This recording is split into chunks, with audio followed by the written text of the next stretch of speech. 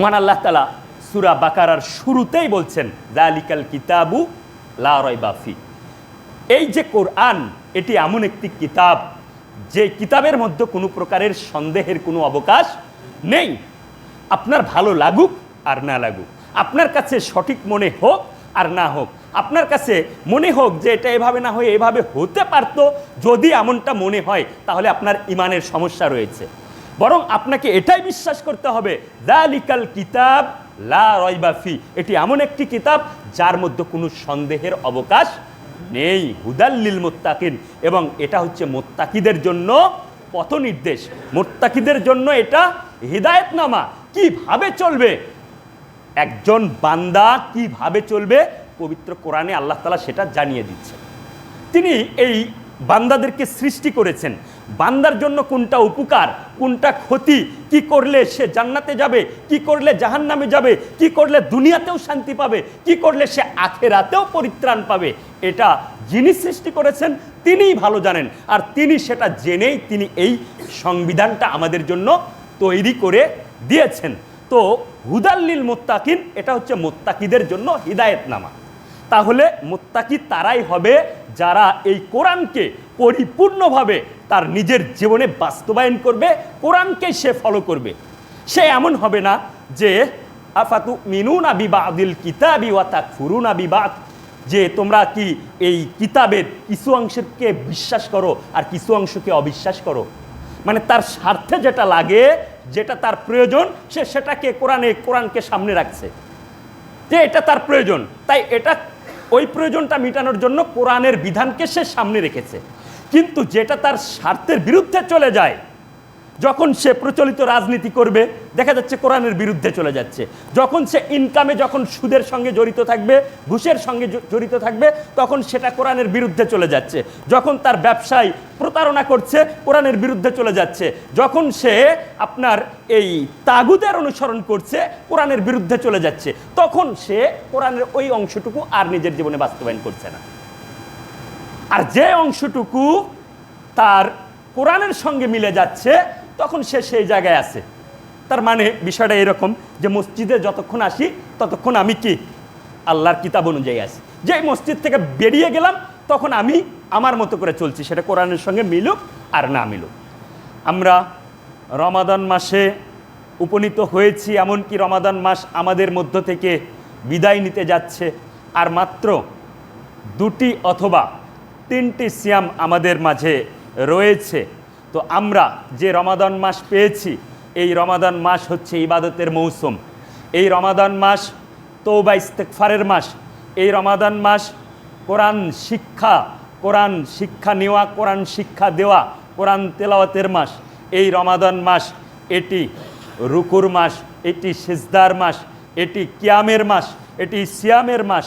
এই রমাদান মাস এমন একটি মাস যে রমাদান মাসের যাবতীয় হকগুলো আদায় করে আমরা মুত্তাকি হতে পারবো, সেই মুত্তাকি হওয়ার মাস হচ্ছে এই রমাদান মাস।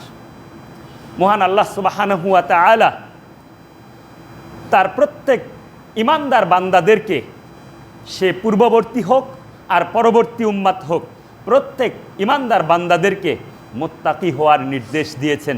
যেমনটা তিনি সূরা আন-নিসার 131 নম্বর আয়াতে বলছেন, ওয়ালাকাদ ওয়াসসাইনাল্লাযীনা উতুল কিতাবা মিন ক্বাবলিকুম ওয়া ইয়্যাকুম আনিত্তাকুল্লাহ।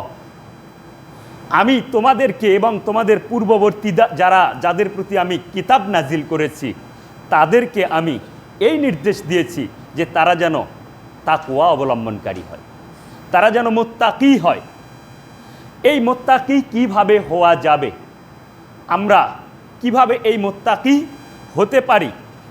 মহান আল্লাহ তাআলার ইবাদতের মাধ্যমেই মুত্তাকি হওয়া যাবে, যেটি মহান আল্লাহ তাআলা পবিত্র কোরআনের প্রথম যে নির্দেশনা বান্দার প্রতি, মানুষের প্রতি, সেখানে আল্লাহ তাআলা বলছেন, ইয়া আইয়ুহান নাস উবুদু রাব্বাকুমুল্লাযী খালাকাকুম ওয়াল্লাযীনা মিন ক্বাবলিকুম লাআল্লাকুম তাত্তাকুন।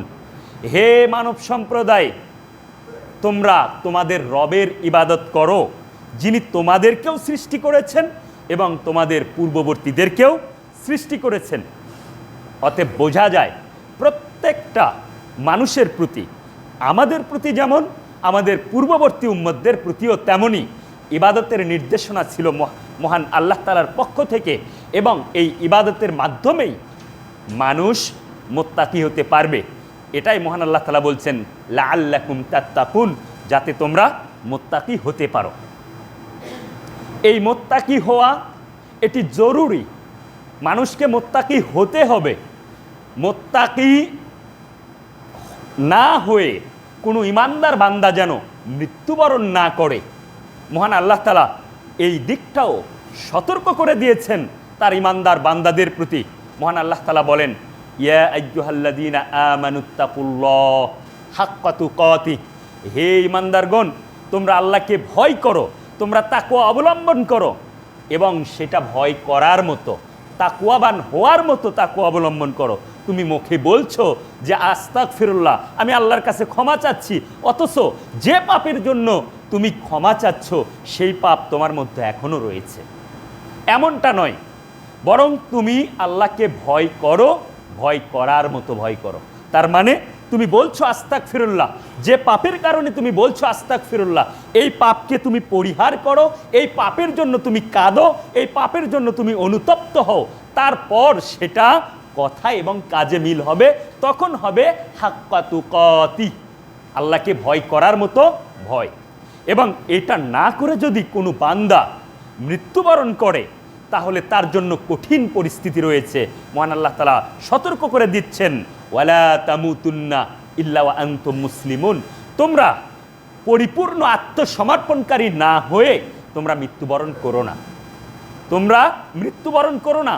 কেননা মৃত্যুর পরে কি ঘটবে সেটাও আল্লাহ তাআলা অনেক জায়গায় আমাদেরকে বলে দিয়েছেন, যে মৃত্যুর পরে যখন মানুষের পাপের কারণে মানুষকে পাকড়াও করা হবে, তখন মানুষ আবার ফিরে আসতে চাইবে দুনিয়ায়, আবার দুনিয়াতে ফিরে আসতে চাইবে, কিন্তু সেই সুযোগ কি আছে? সেই সুযোগ নেই। এই জন্যই আল্লাহ তাআলা বলছেন যে পরিপূর্ণ মুসলিম না হয়ে, আত্মসমর্পণকারী না হয়ে তোমরা মৃত্যুবরণ করো না, তাকওয়া অবলম্বন করেই তোমাদেরকে মৃত্যুবরণ করতে হবে। এই তাকওয়া অবলম্বনের একটি মাস হচ্ছে রমাদান মাস। তার আগে আমি একটু বলে আসি যে আপনাদেরকে সবসময় আমরা বলি, আলিম ওলামারা বা আপনারাও জেনে থাকেন যে সিয়ামকে ফরজ করা হয়েছে যেন তাকওয়াবান হতে পারি, মুত্তাকি হতে পারি। কিন্তু মুত্তাকি, এই মুত্তাকি এর পুরস্কারটা কি, এটা যদি আমরা জানতে পারি, এটা যদি আমরা জেনেছি, অনেকে জেনেছি, আবারও যদি আমরা এটা স্মরণ করে দেই, তাহলে আমাদের মুত্তাকি হওয়ার জন্য আমাদের আগ্রহটা আরও বৃদ্ধি পাবে। মুত্তাকি দুনিয়াতেও পুরস্কৃত হবে, আখিরাতেও পুরস্কৃত হবে, পদে পদে। দুনিয়াতে পুরস্কৃত যে হবে, মহান আল্লাহ তাআলা বলছেন, ইন্না আকরামাকুম ইনদাল্লাহি আতকাকুম, হে মানব সম্প্রদায়, তোমাদের মধ্যে ওই ব্যক্তি আমার নিকটে সবচেয়ে বেশি সম্মানিত যে ব্যক্তি তাকওয়া অবলম্বন করে, যে ব্যক্তি মুত্তাকি। সে রাস্তার ভিখারি হোক অথবা কোনো রাষ্ট্রের রাষ্ট্রাধিনায়ক হোক, সে যেই হোক না কেন, যদি তার মধ্যে তাকওয়া থাকে, যদি সে মুত্তাকি হয়, তাহলেই সে আমার নিকটে সবচেয়ে বেশি সম্মানিত। মহান আল্লাহ তাআলার নিকটে সম্মানিত হওয়ার মানদণ্ড হচ্ছে তাকওয়া অবলম্বন করা। কে কত বড় বংশের, কে রাজা, কে আপনার মন্ত্রী, কে এমপি, কে বড় পদে আছে, কার টাকা বেশি আছে, কার চেহারা সুন্দর, মহান আল্লাহ তাআলা এটা দেখবেন না, বরং তিনি দেখবেন কার তাকওয়া আছে। দুনিয়ায় সম্মানিত হওয়ার একটি মাধ্যম হচ্ছে এই মুত্তাকি হওয়া। তাই তো রাসূল সাল্লাল্লাহু আলাইহি ওয়াসাল্লাম বলছেন, ইন্নাল্লাহা লা ইয়ানজুরু ইলা সুওয়ারিকুম ওয়া আমওয়ালিকুম ওয়ালাকিন ইয়ানজুরু ইলা কুলুবিকুম ওয়া আমালিকুম। আল্লাহ তাআলা তোমাদের চেহারার দিকে তাকান না, তোমাদের ধন সম্পদের দিকে তাকান না, কার চেহারা কত সুন্দর, কে কত লম্বা, কে কত হ্যান্ডসাম, কে কত সুন্দর, এটা আল্লাহ তাআলা দেখেন না। কার সম্পদ কত বেশি আছে, কোটি কোটি টাকার মালিক, বাড়ি গাড়ির মালিক, এটা আল্লাহ তাআলা দেখেন না, বরং তিনি কি দেখেন? ওয়ালাকিন ইয়ানজুরু ইলা কুলুবিকুম ওয়া আমালিকুম, তিনি তোমাদের অন্তর দেখেন। তোমাদের অন্তর কি বলছে, তোমাদের আমল কি বলছে। আমলবিহীন নাজাত পাওয়া সম্ভব নয়, আমলবিহীন মুত্তাকি হওয়া সম্ভব নয়। সুতরাং আমল করেই বান্দাকে মুত্তাকি হতে হবে। যেমন অন্তরের আমল থাকতে হবে, তেমনি অঙ্গ প্রত্যঙ্গের আমলও থাকতে হবে। তাহলে দুনিয়াতে সম্মানিত মহান আল্লাহ তাআলার নিকটে ওই ব্যক্তি যে ব্যক্তি তাকওয়া অবলম্বন করে, আখিরাতে পদে পদে শুধুমাত্র মুত্তাকিদেরই সম্মান, মুত্তাকিদেরই পুরস্কার আমরা অনেক আয়াতে পাবো। আমি আপনাকে 2-3টা আয়াতে শুধু দেখাই দিচ্ছি। দেখেন, যখন কাল কিয়ামতের মাঠে যখন বিচার করার জন্য মহান আল্লাহ তাআলা মানুষদেরকে সমাবেত করবেন, এবং সেই সময় মানুষ যে কত কষ্টে থাকবে তার বিবরণ আমরা একাধিক হাদিসে পেয়েছি। মানুষ তার আমল অনুযায়ী সেখানে সূর্য মাথার অতি নিকটে থাকবে, মানুষ ঘামের মধ্যে হাবুডুবু পর্যন্ত খাবে তার কর্ম অনুযায়ী। কিন্তু যারা তাকওয়া অবলম্বন করেছে তাদের কি হবে? মহান আল্লাহ তাআলা বলছেন, ইয়াউমা নাহশুরুল মুত্তাকিনা ইলার রহমানি ওফদা। সেই দিন আমি মুত্তাকিদেরকে দয়াময়ের মেহমান হিসেবে উপস্থিত করব। দয়াময়ের মেহমান হিসাবে আমরা জানি যে বাসায় যদি আমরা শত কষ্টেও থাকি, তারপরে যদি আমাদের বাসায় কোনো সম্মানিত মেহমান আসে, তাহলে আমরা চেষ্টা করি তাকে সর্বোচ্চ সম্মান করার, তাকে সর্বোচ্চ মর্যাদা দেওয়ার, তাকে সর্বোচ্চ সুযোগ সুবিধাগুলো দেওয়ার। তো মহান আল্লাহ তাআলা সেই কিয়ামতের কঠিন পরিস্থিতিতে মুত্তাকিদেরকে মেহমান হিসেবে গ্রহণ করবেন। পক্ষান্তরে মুত্তাকিদের বিপরীত যারা পাপী, যারা মুজরিম, তাদের কথা কি বলছেন? ওয়া নাসুকুল মুজরিমিনা ইলা জাহান্নামা উইরদা। এবং যারা মুজরিম, যারা পাপী, তাদেরকে পিপাসার্ত অবস্থায় জাহান্নামের দিকে হাঁকিয়ে নিয়ে যাওয়া হবে। এই হচ্ছে মুত্তাকিদের আপনার হাসরের ময়দানের অবস্থা। এরপর মুত্তাকি যখন হাসরের ময়দানের এই লেভেলটা পার করে যখন আপনার সিরাতে যাবে, যেটাকে আমরা বলি পুল সিরাত, মহান আল্লাহ তাআলা বলছেন, ওয়া ইম মিনকুম ইল্লা ওয়ারিদুহা কানা আলা রাব্বিকা হাতমান মাকদিয়া। এমন কোনো মানুষ নেই যাকে ওই সিরাতের ওপর দিয়ে পার হতে হবে না। প্রত্যেক মানুষকে, সে নবী রাসূল হোক আর যে কোনো সাধারণ মানুষ হোক না কেন, সবাইকে আল্লাহ তাআলা ওই সিরাতের ওপর দিয়ে পার করবেন। এটা মহান আল্লাহ তাআলার অনিবার্য সিদ্ধান্ত। এরপর মহান আল্লাহ তাআলা বলছেন, সুম্মা নুনাজ্জিল্লাযীনা তাকাও। এরপর আমি কি করব? যারা তাকওয়া অবলম্বন করে, যারা মুত্তাকি, তাদেরকে আমি সেখান থেকে বাঁচিয়ে নিব, তাদেরকে আমি সেখান থেকে বাঁচিয়ে নিব। আর যারা পাপী তাদেরকে নতজন অবস্থায় আমি সেখানেই রেখে দেব। এই হচ্ছে আপনার কিয়ামত দিবসের বিচারের যে কার্যক্রম যেখানে যেখানে হবে, সেখানে মুত্তাকিদের এই অবস্থা। বিচার শেষ হলে তখন মুত্তাকিদেরকেই বলা হবে, তিলকাল জান্নাতুল্লাতি নূরিসু মিন ইবাদিনা মান কানা তাকিয়া। ওই সেই জান্নাত, যেই জান্নাতকে আমি আমার মুত্তাকি বান্দাদের জন্য ওয়ারিস হিসাবে প্রস্তুত করে রেখেছি। ওয়ারিস হিসাবে কেন? ওয়ারিস হিসাবে ওই জান্নাত ছিল আমাদের পিতা আদম আলাইহিসসালামের, পিতা আদম আলাইহিসসালামের ছিল। এরপরেও আমাদেরকে ওয়ারিস সূত্রে আমাদেরকে ওই জান্নাত দেওয়া হবে। কাদেরকে? যারা যোগ্য পিতার যোগ্য পুত্র, যারা তাকওয়া অবলম্বন করে, যারা পিতার কথা শোনে, যারা পিতার রবের কথা শোনে, তাদেরকে। আরও একটি সুযোগ সুবিধা আমাদের জন্য অতিরিক্ত রয়েছে, সেটা কি জানেন? আদম আলাইহিসসালামকে আল্লাহ তাআলা বলেছিলেন, ওয়ালা তাকরাবা হাযিহিশ শাজারাতা ফাতাকুনা মিনাজ জালিমিন। জান্নাতে প্রবেশ তো করবে, কিন্তু ওই গাছের নিকটেও যেও না, ওই গাছের নিকটেও যেও না, এটা তার জন্য নিষেধ ছিল। কিন্তু আমাদের জন্য আল্লাহ তাআলা কি বলছেন? মহান আল্লাহ তাআলা বলছেন, ওয়ালা লা মাকতুআতুন ওয়ালা মামনুআ। সেখান থেকে কোনো সুযোগ সুবিধা কেটেও নেওয়া হবে না, কোনো কিছু নিষেধও করা হবে না। যেমন নিষেধ করা হয়েছিল আদম আলাইহিসসালামকে, কিন্তু আমাদেরকে নিষেধ করা হবে না, কোনো কিছু কেটেও নেওয়া হবে না। ওয়ালাকুম ফিহা মা তাশতাহি আনফুসুকুম ওয়ালাকুম ফিহা মা তাদউন। বরং আমাদের মন যা চাইবে, আমাদের মন যা দাবি করবে তাই দেওয়া হবে, কোনো কিছুই অপূর্ণ রাখা হবে না সেখানে। তো এই হচ্ছে মুত্তাকিদের অবস্থা। এই মুত্তাকি, এই তাকওয়া অবলম্বন আপনাকে আমাকে করতে হবে। আর এই তাকওয়ার অবলম্বনের মাসটাই হচ্ছে এই রমাদান মাস। মহান আল্লাহ তাআলা বলেন, ইয়া আইয়ুহাল্লাযীনা আমানু কুতিবা আলাইকুমুস সিয়াম কামা কুতিবা আলাল্লাযীনা মিন ক্বাবলিকুম লাআল্লাকুম তাত্তাকুন। হে ঈমানদারগণ, তোমাদের উপর এই সিয়ামকে ফরজ করা হয়েছে যেমন ফরজ করা হয়েছিল তোমাদের পূর্ববর্তীদের ওপর। তাহলে এই যে তাকওয়া অবলম্বনের নির্দেশ আমি এর আগেও একটা আয়াত বলেছি যে আল্লাহ তাআলা বলছেন যে যাদের তোমাদের পূর্ববর্তী যাদের প্রতি আমি কিতাব নাজিল করেছি এবং তোমাদের প্রতি আমার নির্দেশ ছিল যে তাকওয়া মুত্তাকি হতে হবে, তোমাদেরকে তাকওয়া অবলম্বন করতে হবে। এরপর ইবাদতের ক্ষেত্রেও বললাম আমাদেরকে যিনি সৃষ্টি করেছেন এবং আমাদের পূর্ববর্তীদেরকেও যিনি সৃষ্টি করেছেন তার ইবাদত করতে হবে। কেন? তাহলে তাকওয়া অবলম্বন করা যাবে। এই সিয়ামের আয়াতেও আল্লাহ তাআলা বলছেন যে তোমাদের প্রতি এবং তোমাদের পূর্ববর্তীদের প্রতি এই সিয়ামকে ফরজ করা হয়েছিল। কেন? লাআল্লাকুম তাত্তাকুন, যেন তোমরা মুত্তাকি হতে পারো, যেন তোমরা মুত্তাকি হতে পারো। তাহলে মুত্তাকির এই যে ফজিলত, মুত্তাকি ছাড়া কেউ জান্নাতে যাবে না। জান্নাতে যেতে হলে তাকে মুত্তাকি হয়ে জান্নাতে যেতে হবে। তো মুত্তাকির যে বৈশিষ্ট্য, মুত্তাকি কি কাজ করলে একজন বান্দা মুত্তাকি হবে, এই কাজগুলোর সবগুলোই এই রমাদান মাসের মধ্যে ছিল। এই রমাদান মাসের মধ্যে ছিল, যেটা আমরা রাসূল সাল্লাল্লাহু আলাইহি সাল্লামের হাদিসগুলোর মাধ্যমে আমরা জানতে পেরেছি যে একজন সায়েম, একজন রোজাদার তার রোজাকে, তার সিয়ামকে মাকবুল করে নেওয়ার জন্য কি কি শর্ত, কি কি করতে হবে, কি কি করা যাবে না, এগুলো আমরা জেনেছি।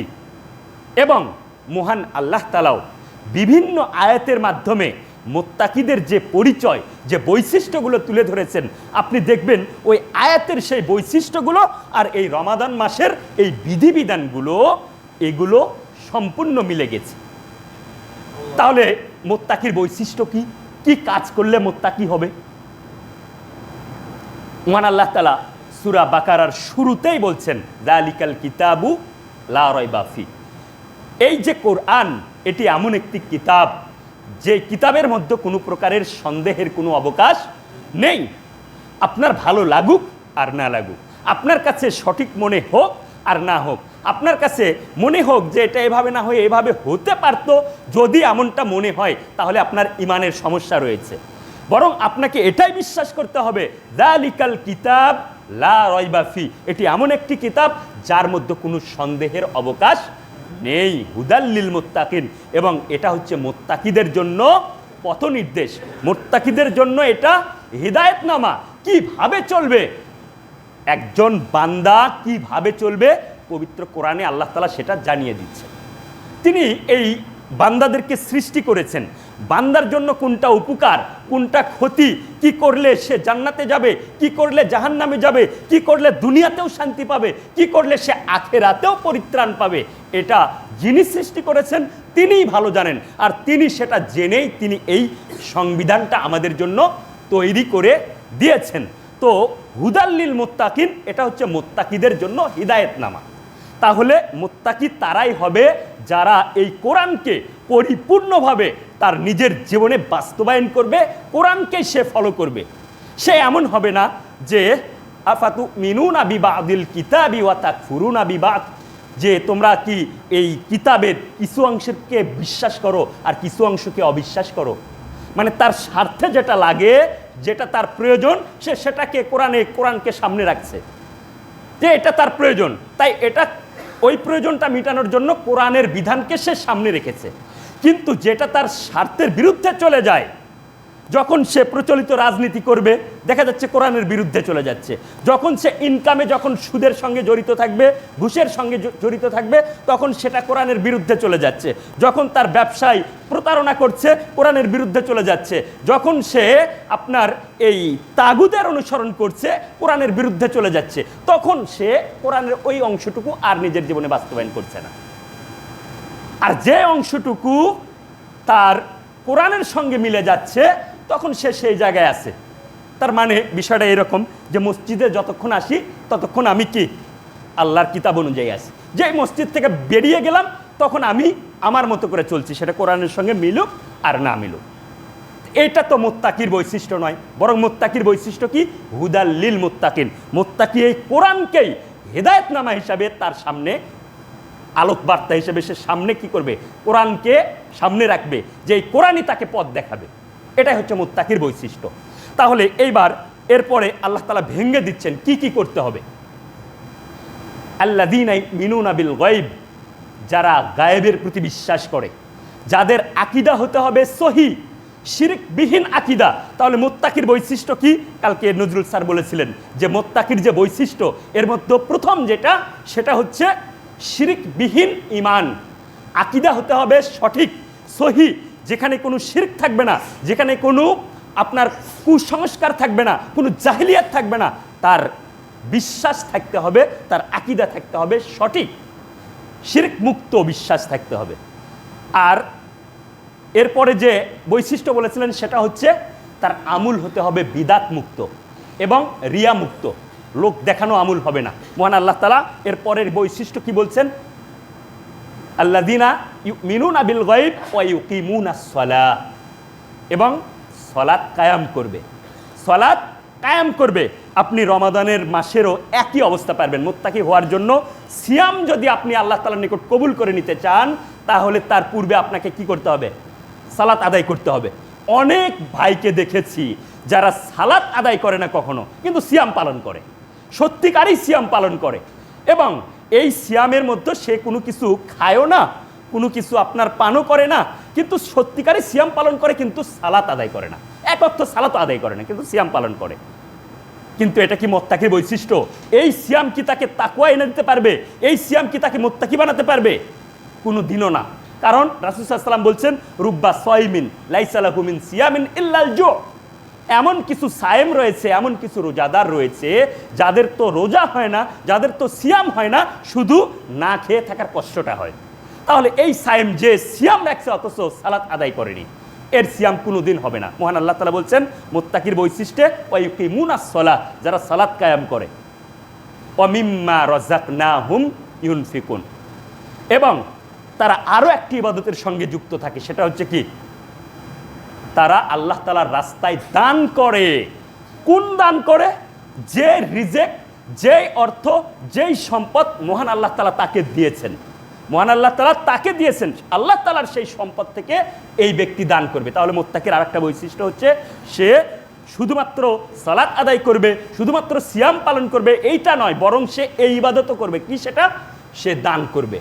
যাকাত যদি ফরজ হয় যাকাত দিবে, পাশাপাশি সে নফল দান করবে। যাকাত যার ফরজ হয়নি সেও কি করবে?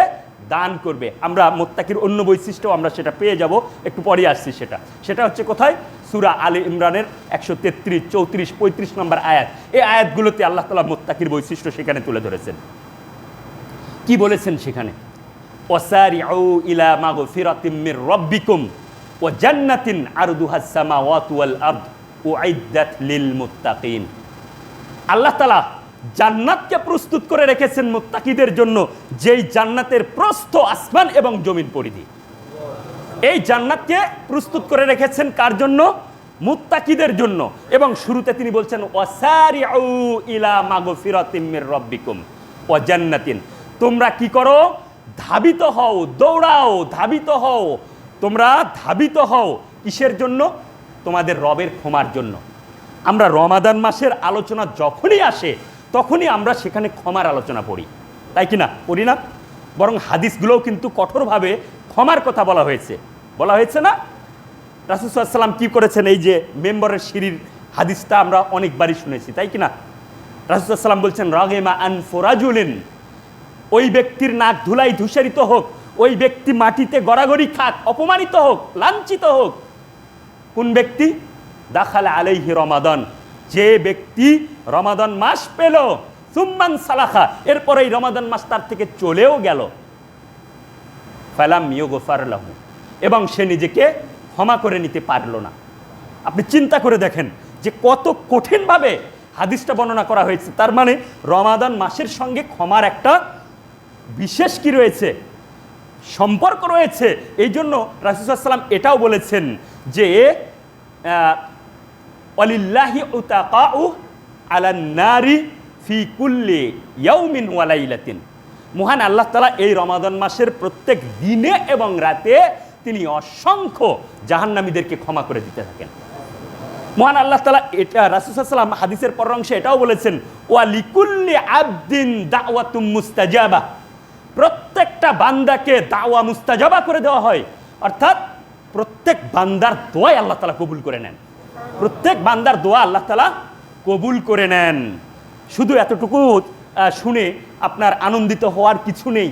আমি আলোচনার শুরুতেও বলেছি যে আপনি শুধুমাত্র আপনি বলছেন যে আমি ক্ষমা চাইলাম, অথচ যে পাপের কারণে আপনি ক্ষমা চাচ্ছেন সেই পাপ থেকে বিরত হতে পারেননি, সেই পাপের জন্য আপনি অনুতপ্ত হতে পারেননি। আপনি মুখ দিয়ে বলছেন আমি ক্ষমা চাইলাম, এই ক্ষমা কোনো দিন হবে না। ক্ষমার যে শর্তগুলো রয়েছে মহান আল্লাহ তাআলা সূরা তোহা 84 নম্বর আয়াতে বলছেন ওয়া ইন্নী লাগাফারুন লিমান তাবা ওয়া আমানা ওয়া আমিলা সলিহান সুম্মা ইহতাদা। মহান আল্লাহ তাআলা বলছেন আমি অবশ্যই ক্ষমাশীল, অবশ্যই আমি কি ক্ষমাশীল। আল্লাহ তাআলা ক্ষমা করে দিবেন, অবশ্যই আমি ক্ষমাশীল। কার জন্য? লিমান তাবা, যে ব্যক্তি তৌবা করে। তৌবা করে মানে কি জানেন? মানে যে পাপটা করতো এই পাপ থেকে সে ফিরে এসেছে, ওই পাপ আর কন্টিনিউ করে না, ওই পাপ আর সে চালায় না, ওই পাপকে সে কি করেছে? বন্ধ করে দিয়েছে, ওই পাপ থেকে ফিরে এসেছে। ওই পাপ থেকে ফিরে আসার পর বলছে ওয়া আমানা, এবং আবার ঈমান এনেছে। আমরা একটা হাদিসে পড়েছি না যে জিনাকারী যখন জিনা করে তখন তার মধ্যে কি থাকে না? ঈমান থাকে না। চোর যখন চুরি করে তখন তার মধ্যেও ঈমান থাকে না। তাহলে এই যে এই তওবাকারী এই পাপী ব্যক্তি যখন পাপ করেছিল তখন কি তার মধ্যে ঈমান ছিল? তার মধ্যে ঈমান ছিল না। তার প্রমাণই হচ্ছে এটা যে বলছে লিমান তাবা ও আমানা, আবার ঈমান আনে। এই ব্যক্তি কি করে? আবার ঈমান আনে। তার মানে ওই পাপটা সে ছেড়ে দেয়, ছেড়ে দিয়ে আল্লাহ তাআলার প্রতি পরিপূর্ণ বিশ্বাস নিয়ে আসে। এরপর কি করে? ও আমানা ও আমিলা সলিহান, এবং সৎকর্ম করে। সুম্মা ইহতাদা, এবং এই সৎপথের ওপর সে অবিচল থাকে, সৎপথের ওপরেই সে থেকে যায়। এই ব্যক্তির জন্য আল্লাহ তাআলা অবশ্যই ক্ষমাশীল। তাহলে আপনি শুধু মুখে বললেন যে আল্লাহ ক্ষমা করো, আস্তাগফিরুল্লাহ আস্তাগফিরুল্লাহ, আপনি বলছেন মুখে এই কথা, অথচ যে কারণে আপনি এই ক্ষমাটা চাচ্ছেন সেই পাপটা আপনার মধ্যে পাপ থেকেই গেছে, তাহলে ক্ষমা হবে? ক্ষমা হবে এটা? রমাদান মাস এসেছে, সিয়াম আপনাকে আল্লাহ তাআলা দিয়েছেন, সিয়ামকে যদি আপনি সিয়ামের মতো করে কবুল করে নিতে চান, গ্রহণযোগ্য সিয়াম যদি আপনি করে নিতে চান, তাহলে আপনাকে যে বিষয়গুলো পরিহার করতে হবে রাসূল সাল্লাল্লাহু আলাইহি ওয়াসাল্লাম সেটাও আপনাকে বলেছেন। মাল্লাম ইয়াদা কাওলা যুরি ওয়াল আমালা বিহি ফালাইসা লিল্লাহি হাজাতুন ফি আন ইয়াদা তাআমাহু ওয়া শারাবাহু। এখানে ছোট বিষয়ের কথা বলেছেন, এটা ভাবলে আপনাকে বড় বিষয়ের দিকে চলে যাবেন আপনি।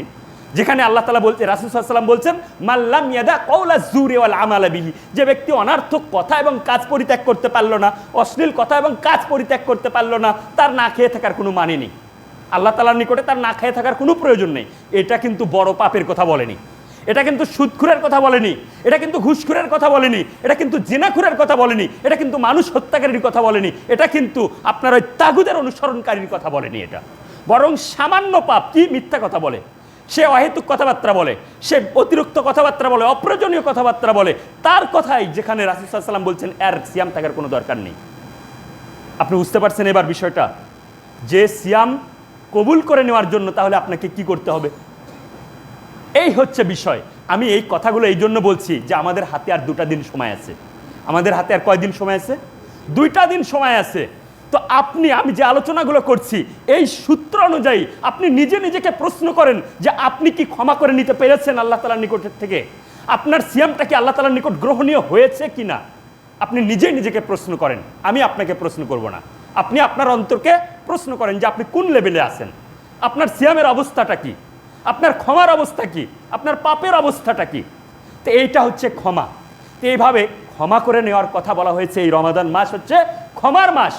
এত সুযোগ সুবিধা দেওয়ার পরেও যেখানে দাওয়া মুস্তাজাবা করে দেওয়া হয়েছে, যেখানে আপনার সিয়ামের কারণে সকল প্রকারের পাপ থেকে বান্দাকে বিরত থাকতে বলা হয়েছে, আর সিয়ামু জুন্নাহ, সিয়ামটা হচ্ছে ঢাল স্বরূপ, কা জুন্নাতে মিনান নার, জাহান্নাম থেকে বাঁচার ঢাল স্বরূপ। তাহলে একটা বান্দা জাহান্নামে যায় কোন কোন পাপ করার কারণে? সিয়াম যখন রাখবে তখন ওই পাপগুলো সে করবে না, আর এইগুলো যখন মেনটেন করবে তখনই কিন্তু ওই সায়েম হয়ে যাবে মুত্তাকি। ওই সায়েম তখন মুত্তাকি হবে। ওই সায়েমের কথাই আল্লাহ তাআলা বলছেন লাআল্লাকুম তাত্তাকুন, যেন আল্লাহ তাআলা তোমাদেরকে কি করবেন? এই সিয়ামের মাধ্যমে তোমাদেরকে মুত্তাকি বানাবেন। তো এই ক্ষমার দিকে আল্লাহ তাআলা কি করছেন? বান্দাকে ধাবিত হতে বলেছেন। আর কিসের দিকে? জান্নাতের দিকে। কখন জান্নাত পাবেন? যখনই আপনি এই ক্ষমা নিয়ে মুত্তাকি হয়ে যাবেন, তখনই আল্লাহ তাআলা আপনাকে এই জান্নাত দিবেন। এরপর কি বলছেন মুত্তাকির বৈশিষ্ট্যে? আল্লাযীনা ইউনফিকুনা ফিস সাররাই ওয়াদ-দাররাই। সূরা বাকারার শুরুতে ওখানে কি বলা হয়েছিল? যে সালাত কায়েম করে এবং এবং কি করে আল্লাহর রাস্তায় ব্যয় করে, সেই কথাটা এখানে এসে আবার ব্যাখ্যা হিসেবে দিচ্ছে আল্লাযীনা ইউনফিকুনা ফিস সাররাই ওয়াদ দাররাই, যারা সচ্ছল থাকা অবস্থাতেও দান করে, অসচ্ছল থাকা অবস্থাতেও দান করে। সূরা বাকারার আয়াত দিয়ে আপনার কাছে মনে হতে পারতো হয়তো যে শুধুমাত্র যার উপর যাকাত ফরজ হবে তার জন্য মনে হয় শুধুমাত্র যাকাত দিতে হবে আর দান করতে হবে, গরিবের জন্য মনে হয় নয়। কিন্তু এই জায়গায় এই আয়াতে মুত্তাকির বৈশিষ্ট্য এখানে আল্লাহ তাআলা আরো বিশ্লেষণ করে দিলেন, আল্লাযীনা ইউনফিকুনা ফিস সাররাই ওয়াদ দাররাই, যারা সচ্ছল থাকা অবস্থাতেও দান করে, যারা অসচ্ছল থাকা অবস্থাতেও দান করে। আপনার কাছে অর্থ নেই, 100 টাকা আছে, আপনি ওখান থেকে 2 টাকা দান করেন, ওই 2 টাকা যার কাছে কোটি টাকা আছে তার 1 লাখ টাকার সমান হয়ে যাবে আপনার। এবং আপনার এই 2 টাকা, আপনি হাদিস পড়েছেন তো, এই 2 টাকাকে আল্লাহ তাআলা আপনার জন্য লালন পালন করবেন এবং একটা পর্যায়ে গিয়ে সেটা একটা মহা পাহাড়ের সমান হয়ে যাবে। কিন্তু আপনাকে দান করতে হবে, এটা হচ্ছে মুত্তাকির বৈশিষ্ট্য। এটা একটা ইবাদত, শুধু সালাত আর সিয়াম ইবাদত নয়, বরং এই দানটাও আপনার ইবাদত। আমি এই কথাটা বললাম, আপনি এখন সূত্রে ফেলান আপনার ক্ষমা এবং আপনার সিয়ামকে। আপনি কি করেছেন? নিয়মিত দান করেছেন, নাকি আপনি শুধু মনে করেছেন আমার তো টাকাই নেই, আমার তো টাকাই নেই? আপনার জীবনের সব কিছু যদি চলতে পারে তাহলে আপনি আপনার ওই সংসার থেকে আপনি 2 টাকা কেন দানের রাস্তায় রাখেন না প্রতিদিন, এই রমাদানের প্রতিদিন? এটাও কিন্তু একটা ইবাদত। এরপর বলছে ওয়াল কাযিমিনাল গায়জ, যারা ক্রোধ নিয়ন্ত্রণ করে। যারা কি করে? ক্রোধ নিয়ন্ত্রণ করে। এটাও কিন্তু এই রমাদানের সিয়ামেরই একটা অংশ। কেন আপনারা হাদিস পড়েননি? যদি সিয়ামরত অবস্থায় কেউ যদি আপনার কাছে উপর দিয়ে এসে ঝগড়া করতে চায়, মারামারি করতে চায়, রাসূলুল্লাহ সাল্লাল্লাহু আলাইহি ওয়াসাল্লাম কি বলেছেন? কি উত্তর দিবেন? ইন্নী সায়েম, আমি রোজাদার, আমি এখন আর কি করব না, তোমার সঙ্গে ঝগড়া ফাসাদ মারামারি এগুলো করব না। তার মানে আপনি কি করলেন? এখানে নিজের ক্রোধকে নিয়ন্ত্রণ করলেন। রাসূলুল্লাহ সাল্লাল্লাহু আলাইহি ওয়াসাল্লাম বলছেন লাইসা শাদীদু বিসুরআতি ইন্নামা শাদীদুল্লাযী ইয়ামলিকু ইনদাল গাদাব। ওই ব্যক্তি প্রকৃত বলবান নয় যে ব্যক্তি কুস্তিতে মারামারিতে সে জয়লাভ করতে পারে, বরং ওই ব্যক্তি প্রকৃত শক্তিশালী যে ব্যক্তি নিজের রাগকে নিয়ন্ত্রণ করতে পারে। তাহলে এটা কিন্তু রমাদানেরই একটা অংশ ছিল, তাই কি না? সিয়ামের একটা অংশ ছিল। তাহলে মুত্তাকিদের যে বৈশিষ্ট্য, তা এই ক্রোধ নিয়ন্ত্রণ করা, এটাও মুত্তাকিদের একটা বৈশিষ্ট্য, যেটা সিয়ামের মধ্যে আমরা পেয়ে যাই। সিয়ামের আলোচনায় আমরা পেয়েছি। আপনি কি পেরেছিলাম এই কাজটা করতে? আমি আবারও বলছি, আমি আলোচনাগুলো করছি, আপনি শুধু আপনার সিয়ামকে, আপনার ক্ষমাকে আপনি সেই আলোচনার সূত্রে বসিয়ে দেন যে আপনার সিয়ামের কি অবস্থা হয়েছে, আপনার ক্ষমার কি অবস্থা হয়েছে। ওয়াল কাযিমিনাল গায়জ ওয়াল আফিনা আনিন নাস, উল্টা, শুধু ক্রোধ নিয়ন্ত্রণ করেছেন তা নয়, বরং আপনি কি করেছেন? ক্ষমা করে দিয়েছেন। আপনি চাইলে প্রতিশোধ নিতে পারতেন, আপনি চাইলে প্রতিশোধ নিতে পারতেন, কিন্তু আপনি প্রতিশোধ নেননি। ক্ষমতা থাকা সত্ত্বেও আপনার সাথে অন্যায় করেছে, কিন্তু আপনি প্রতিশোধ না নিয়ে আপনি কি করে দিয়েছেন? ক্ষমা করে দিয়েছেন। এটাও সিয়ামেরই একটা অংশ, সিয়াম কবুল করে নেওয়ার একটা অংশ এবং মুত্তাকিদের বৈশিষ্ট্য। আপনার সিয়াম কবুল হলেই বান্দা যে মুত্তাকি হবে সেইটা আপনাকে আমি শুধু দেখিয়ে দিচ্ছি। মহান আল্লাহ তাআলা বলছেন সিয়াম পালন করো, ফরজ করা হয়েছে, লাআল্লাকুম তাত্তাকুন। দেখেন, এই সমস্ত সূত্র ঠিক রেখে যদি আপনি সিয়াম পালন করেন আপনি মুত্তাকি। তো মুত্তাকির বৈশিষ্ট্য কিন্তু এগুলোই, যে আপনি কি ক্ষমা করে দিতে পেরেছেন। ওয়াল আফিনা আনিন নাস আল্লাহু ইউহিব্বুল মুহসিনিন, আল্লাহ তাআলা সৎকর্মশীলদেরকে ভালোবাসেন। এরপরের আয়াতে আল্লাহ তাআলা বলছেন ওয়াল্লাযীনা ইযা ফাআলু ফাহিশাতান আও যালামু আনফুসাহুম, এবং মুত্তাকি তো তারা কারা? যারা অশ্লীল কাজকর্ম করে, অশ্লীল কথাবার্তা বলে, আর কি করে? আল্লাযীনা ফাআলু ইযা ফাআলু ফাহিশাতান আও যালামু আনফুসাহুম, এটা করার পরে এরপর নিজের নাফসের উপর জুলুম করে, তারপরে কি করে? এই যে পাপ হয়ে গেছে না আপনার দ্বারা, অন্যায় করার কারণে, অশ্লীলতা করার কারণে, যে কোনো পাপের কারণে নিজের উপর জুলুম করে ফেলেছি, এরকম পরিস্থিতিতে এই মুত্তাকি বান্দা কি করবে জানেন? ফাস্তাগফিরুল্লাহ, এই বান্দা তখন এই পাপ নিয়ে বসে থাকবে না, ক্ষমা চাইবে। পাপ করার পরে এই বান্দা ক্ষমা চাইবে, কিন্তু ক্ষমাটা কিন্তু এরকম নয় যে আপনি আস্তাগফিরুল্লাহ বলছেন এদিকে আপনার পাপ চলতেই আছে। সে কথা তো বললাম একটু আগে, তাই না? ক্ষমা করে নেওয়ার জন্য আপনাকে ওই পাপকে আগে পরিত্যাগ করতে হবে, ওই পাপের জন্য অনুতপ্ত হতে হবে, ওই পাপের জন্য কাঁদতে হবে, এরপর আল্লাহ তাআলা ক্ষমা করে দিবেন, অবশ্যই ক্ষমা করে দিবেন। তো মুত্তাকি বান্দার দ্বারা পাপ যে হবে না তা কিন্তু নয়। আল্লাহ তাআলা বলছেন পাপ হবে, কিন্তু ওই বান্দা কি চাইবে? ক্ষমা চাইবে, ফাস্তাগফিরুল্লাহ, ক্ষমা চাইবে। এরপর বলছেন যে আল্লাহ ছাড়া কে ক্ষমা করে দেবেন? আল্লাহ ছাড়া ক্ষমা করে দেওয়ার কেউ আছে? আমরা অনেক সময় এত বড় বড় পাপ করি যে নিরাশ হয়ে যায় যে আল্লাহ কি ক্ষমা করবেন, কিন্তু না, আল্লাহ তাআলা আপনাকে ক্ষমা করবেন। মহান আল্লাহ তাআলা বলছেন কুলিয়া ইবাদিয়াল্লাযিনা আসরাফু আলা আনফুসিহিম লা তাকুনাতু মির রাহমাতিল্লাহ, হে আমার বান্দাগণ, তোমরা আল্লাহ রাসূলকে বলতে বলেছেন, তা আমার বান্দাদেরকে বলো তারা যেন নিরাশ না হয়, তারা যেন নিরাশ না হয় নিজেদের ওপরে, নিজেদের পাপের কারণে তারা যেন কি হয়? নিরাশ না হয়। ইন্নাল্লাহা ইয়াগফিরুয যুনুবা জামিয়া, আল্লাহ তাআলা সব পাপ ক্ষমা করে দেবেন। ইন্নাহু হুয়াল গফুর রহিম, কারণ হচ্ছে তিনি শুধু ক্ষমাশীল নয়, বরং তিনি ক্ষমাশীল এবং দয়ালু। তিনি ক্ষমাশীল এবং দয়ালু। এই আয়াতে যেমন আপনার আশার আলো রয়েছে, এর পরের আয়াতে কিন্তু আপনার জন্য কঠিন সতর্কও রয়েছে। সেটা কি?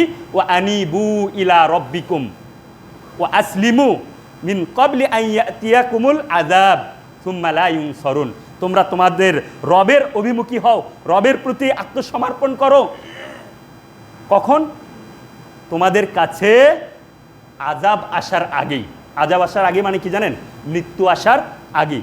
তাহলে পাপ করে যদি আপনি বসে থাকেন, অনেক বিশেষ করে অনেক যুবক ভাইয়েরা আছেন বা অনেক মানে উঠতি বয়সের আপনার ভাই বোনেরা আছেন যাদের বয়স হয়তো 30-40, তারা পাপ করে বসে আছেন আর শুধু ভাবছেন যে ওই 50-60 বছরে গিয়ে তখন একেবারে ক্ষমা চেয়ে মসজিদমুখী হয়ে যাব, এটা তার আশা।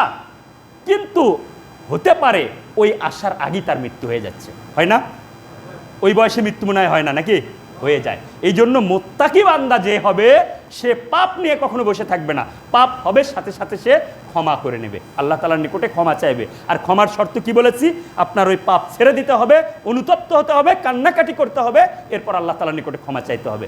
আমি আপনি এখনো পাপের সঙ্গে জড়িয়ে রয়েছি, এখনো সুদের সঙ্গে জড়িয়ে রয়েছি, এখনো ঘুষের সঙ্গে জড়িয়ে রয়েছি, এখনো অন্যায়ের সঙ্গে, বড় বড় কাবিরা গুনাহের সঙ্গে জড়িয়ে রয়েছি, তাহলে কি আমাদের সিয়াম কবুল হবে? আমরা তো শুধু হাদিস শুনেছি যে as-সালাওয়াতুল খামসা আল জুমআতু ইলাল জুমআ ওয়া রমাদানু ইলা রমাদান মুকাফফিরাতুম লিমা বাইনাহুন্না ইযা জাতুনিবাতিল কাবাইর। লাস্টের অংশটা শুনেছেন? ইযা জাতুনিবাতিল কাবাইর, যদি কাবিরা গুনাহ থেকে আমরা বিরত থাকতে পারি তাহলে এক সালাত থেকে আরেক সালাত, এক রমাদান থেকে আরেক রমাদান, এক জুমা থেকে আরেক জুমার মধ্যকার সাগীরা গুনাহগুলো অটোমেটিক্যালি ক্ষমা হয়ে যাবে। ক্ষমা আপনার চাইতেও হবে না, অটোমেটিক্যালি ক্ষমা হয়ে যাবে। কিন্তু বিষয় হচ্ছে আপনি একটু নিজেকে প্রশ্ন করে দেখেন তো, অথবা আপনার সমাজের যে চিত্র পাপের আপনি ভালো করে লক্ষ্য করে দেখেন তো, কয়জন মানুষ সাগীরা গুনাহ করে?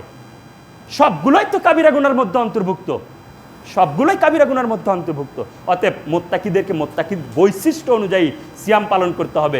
আসলে আলোচনা করতে করতে সময় একেবারে চলে গেল। আমরা এবার একটু আসি যে যতটুকু আলোচনা করলাম, এই আলোচনাতে আমরা আমাদের সিয়াম কতটুকু হয়েছে এটা একটু আমরা নিজেরাই প্রশ্ন করি। আমরা ক্ষমা নিতে পেরেছি কিনা এটাও একটু আমরাই নিজেদেরকে প্রশ্ন করি। সেই অনুযায়ী আমাদের যদি ঘাটতি থাকে তাহলে এখনও 2টা দিন 3টা দিন সময় আছে।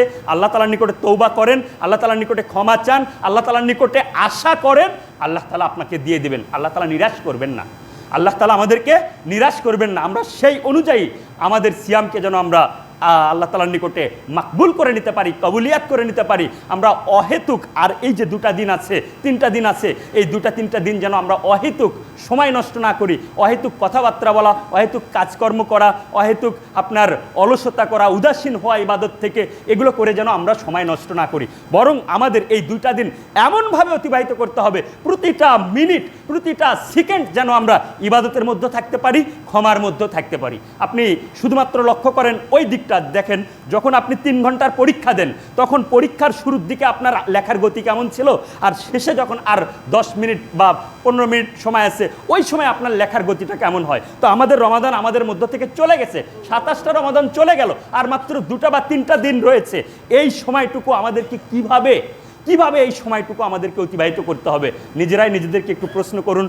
এই আশাবাদ ব্যক্ত রাখেন যে আমাকে ক্ষমা করে নিতেই হবে। যদি আপনি যদি ক্ষমা না নিতে পারি এই রমাদান, সামনের রমাদান আবার পাবো কিনা আল্লাহ তাআলাই ভালো জানেন। আর ক্ষমা না নিয়ে যদি আমরা রমাদানকে পার করে দেই তাহলে শুধুমাত্র পাপী থেকে যাব না, বরং আমাদের জন্য কঠিন হুঁশিয়ারি আল্লাহ তাআলা রাসূল সাল্লাল্লাহু আলাইহি ওয়াসাল্লামের মাধ্যমে দিয়েছেন যে তার নাক ধুলাই ধূসরিত হোক। আবার কি বলেছেন যে এই যেটা আপনার মেম্বরের সিঁড়ির এটাতে কি বলেছেন যে আল্লাহ তাআলা তাকে দূরে করে দেন। আবার আরেকটা হাদিসে রয়েছে যে আল্লাহ তাআলা তাকে জাহান্নামে দিয়ে দিবেন। কঠিন কিন্তু অবস্থা যদি ক্ষমা না নিতে পারি।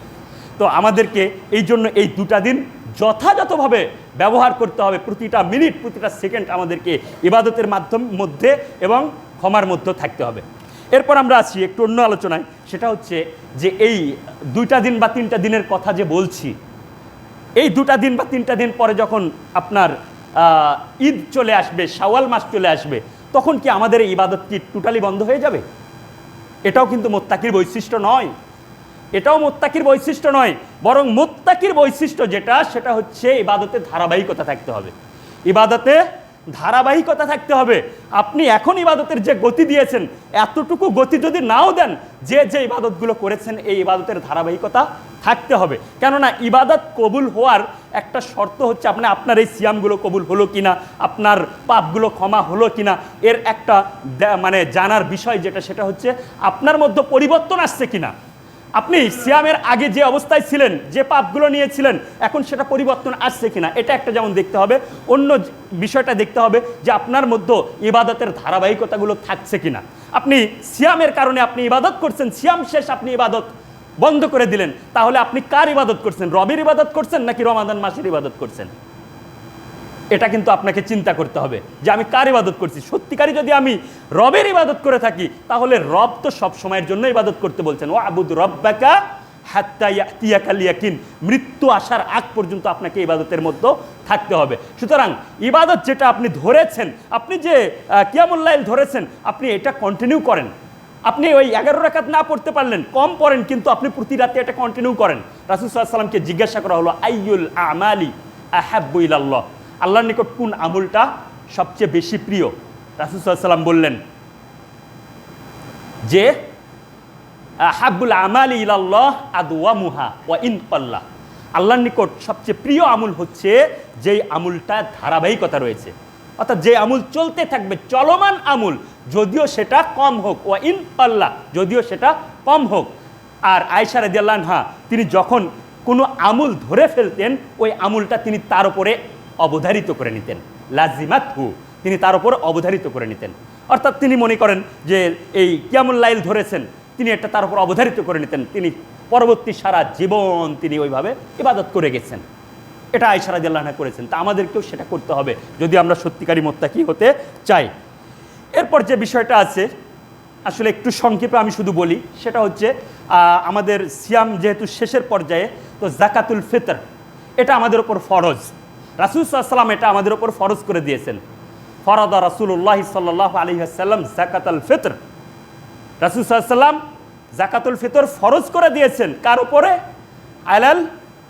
আলাল আবদি ওয়াল হুররি ওয়াস সাগীরি ওয়াল কাবীরি ওয়াস সাগীরি ওয়াল কাবীরি মিনাল মুসলিমিন।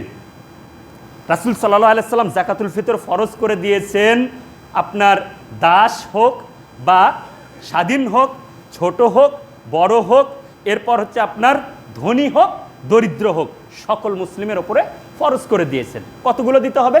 সাআন মিন তুআমিন আও সাআন মিন তামরিন আও সাআন মিন শাঈরিন।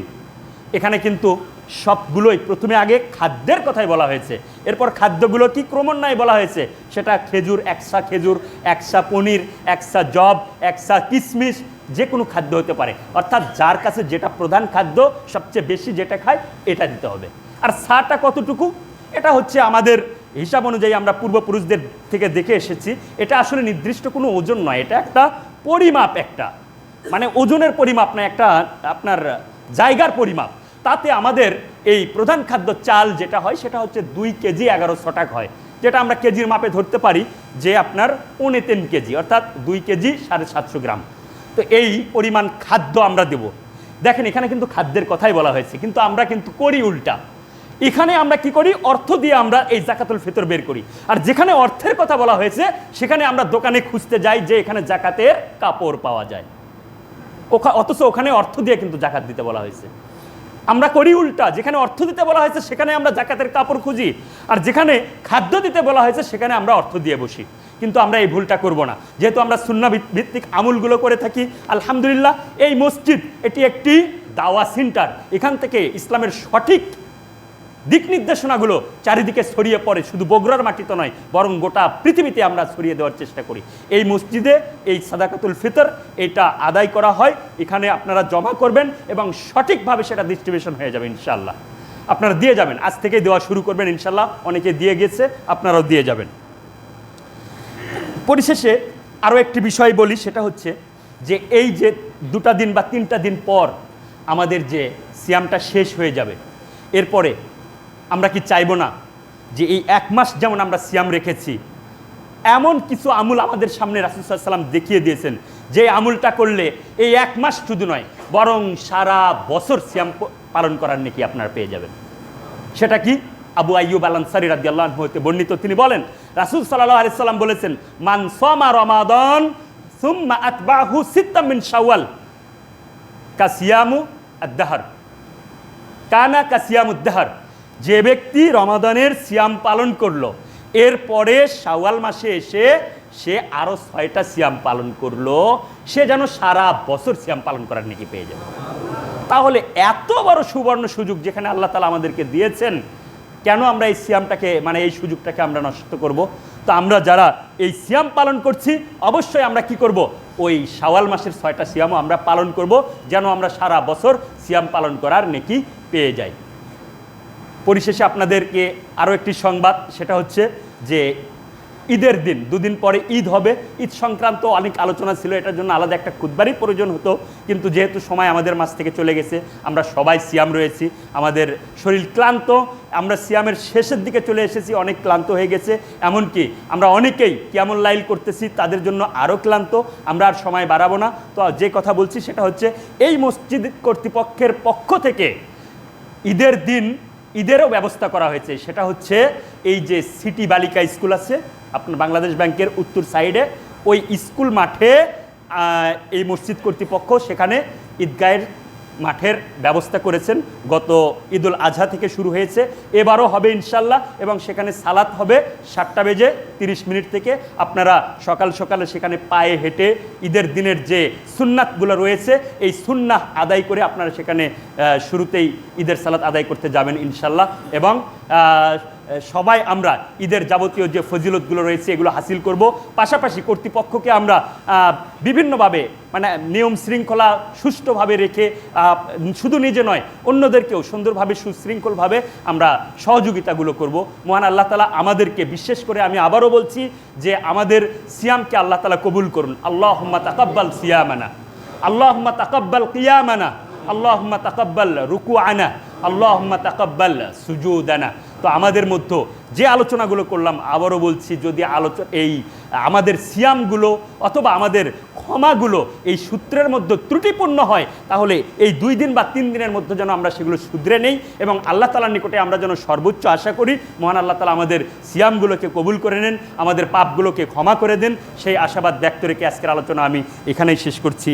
আকুলু কাউলি হাযা আস্তাগফিরুল্লাহ লি ওয়া লাকুম ওয়া লিসাইরিল মুসলিমিনা মিন কুল্লি যামবি ওয়া আতুবু ইলাইহি ফাস্তাগফিরুহু ইন্নাহু হুয়াল গফুরুর রহিম।